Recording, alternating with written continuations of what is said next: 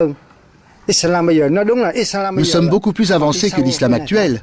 Nous avons plus de droits, nous sommes plus libres, mais c'est le même islam. Les Cham musulmans s'appellent Cham Bani. Bani en référence à Ben, fils de Dieu en arabe. Ces quelques 30 000 musulmans pratiquent un islam insolite, débarrassé de ses contraintes rituelles. Ils se revendiquent néanmoins pleinement musulmans. Dans cet islam, ce sont les femmes en majorité qui vont à la mosquée. Elles ne portent pas le voile.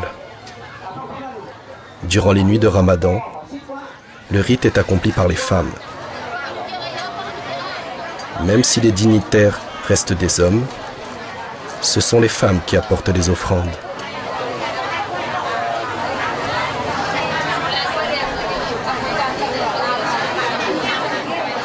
Contrairement à l'islam sunnite majoritaire, où tous les fidèles sont égaux entre eux, sans hiérarchie, chez les Cham Bani, l'islam est dominé par une classe de dignitaires.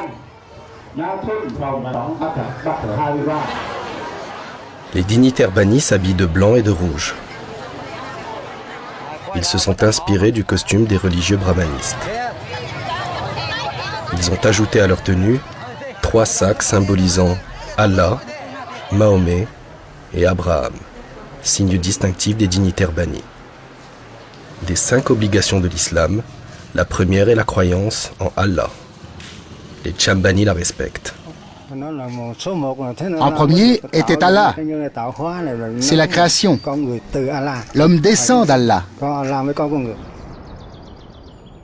Mahomet, son prophète, est ici divinisé à l'égal d'Allah. C'est une première entorse à l'unicité divine imposée par le Coran. L'étoile et le croissant, symbole de l'islam, voisinent avec l'écriture Cham. Le jour de la fête des morts, les Bani vont au cimetière vénérer les ancêtres de leur lignée. Pourtant, les musulmans ne doivent se prosterner que devant Allah. L'islam interdit le culte des ancêtres. Musulman c'est presque une technique de vénérer autre Dieu, autre prophète que Allah. Tandis que chez les Bani, on vénère tout. La deuxième obligation du musulman, les 5 prières quotidiennes, n'est jamais suivie par les Cham Bani. On fait la prière une fois par mois. Sinon, on la fait le vendredi.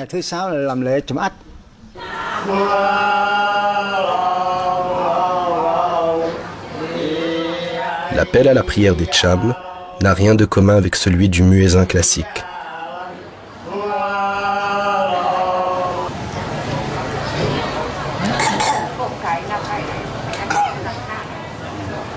Nouvelle aberration pour l'islam orthodoxe, seuls les dignitaires religieux, appelés Atchar, prient. Ils le font à la place des fidèles, et de manière peu orthodoxe.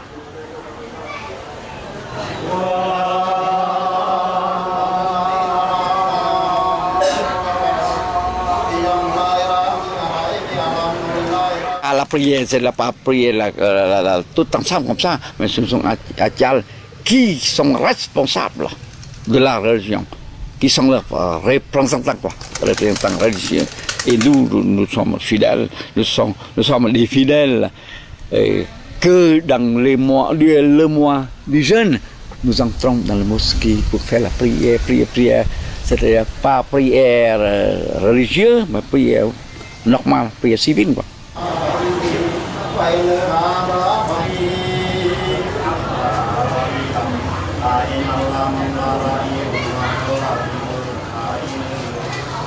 Le culte est très différent de la pratique musulmane. Les prosternations des femmes bannies, identiques au culte tibétain, n'ont rien d'islamique.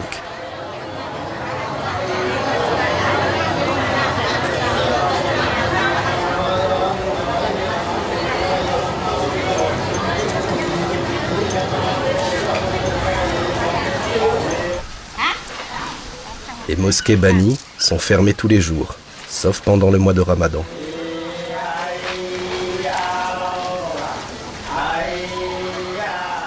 Elles sont également ouvertes 1 à 2 vendredis par mois, en fonction du calendrier lunaire.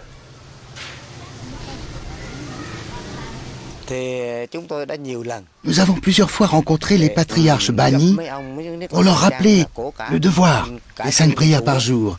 Mais ils ne les font pas. De même, il faudrait ouvrir la mosquée le vendredi. Car pour l'islam international, le vendredi, c'est le jour de la grande fête. Et eux ne l'ouvrent qu'une fois par mois. Seuls les dignitaires accomplissent le Ramadan, 3e obligation de l'islam. Pendant tout le mois, les dignitaires s'enferment dans la mosquée pour jeûner, prier et dormir. Chacun possède sa théière, son crachoir, son nécessaire à chiquer. Seuls les dignitaires pratiquent le jeûne, afin de racheter les fautes commises par la communauté. Comme la prière, le jeûne est épargné aux fidèles. Pour la rupture du jeûne des dignitaires, les femmes apportent de la nourriture en offrande à la mosquée.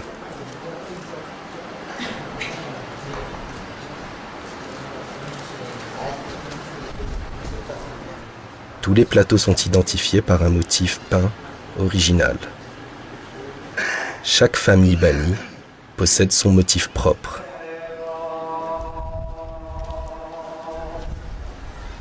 Les dignitaires sont de retour à la mosquée après s'être purifiés avec de l'eau contenue dans une théière.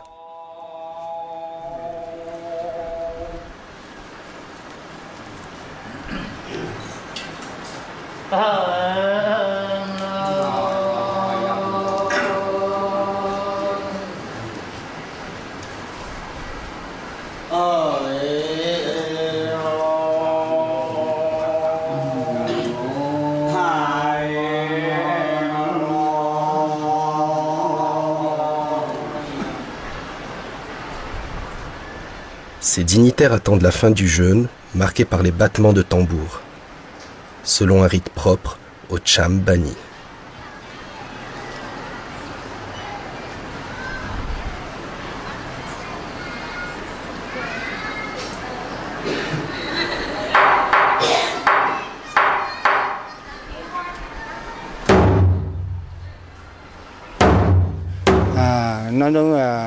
Pendant le Ramadan, il faut se restreindre le jour et manger la nuit. On ne mange que lorsque le soleil n'est pas encore apparu ou qu'il s'est déjà couché. Cependant, les dignitaires s'autorisent une cigarette avant la fin du jeûne. Autre entorse au dogme, les dignitaires rompent le jeûne alors que le soleil n'est pas encore couché. Pour faire illusion, ils vont fermer les volets et manger dans le noir. Les témoins sont interdits. La 4e obligation, la zakat, l'impôt aux pauvres, est respectée. Faute d'argent, personne n'accomplit le pèlerinage à la Mecque. 5e obligation de l'islam. Je crois que les bannis aussi souhaitent d'aller à la Mecque. Mais jamais ils peuvent aller. Jamais ils peuvent aller. Parce que, premièrement, personne n'organise ça. Deuxièmement, on n'a pas l'argent.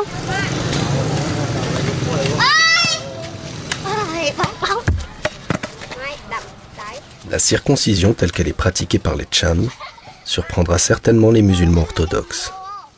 La circoncision, c'est une cérémonie durant laquelle on fait des incantations.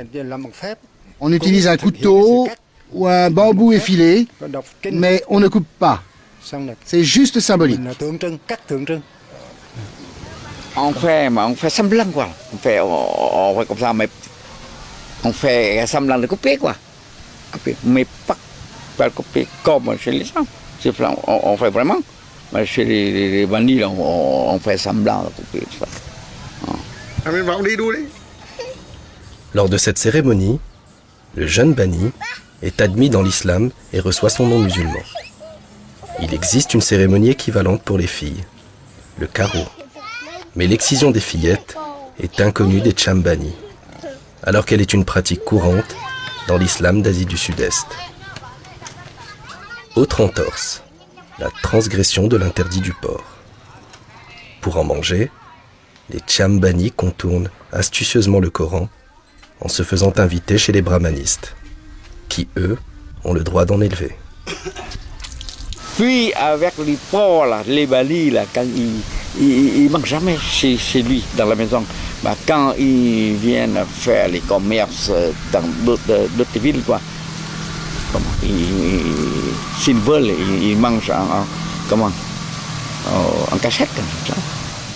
Strictement, personne ne mange des lézards. Cet interdit-là de l'islam est parfaitement respecté par les Cham. On les comprend.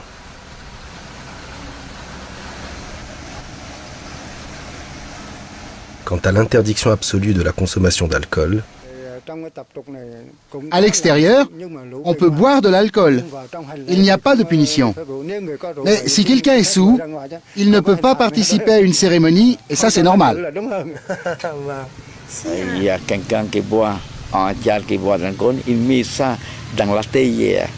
Théière, il faut dire que c'est pas du thé, c'est pas de l'alcool, mais pratiquement c'est de l'alcool là-dedans. C'est comme ça.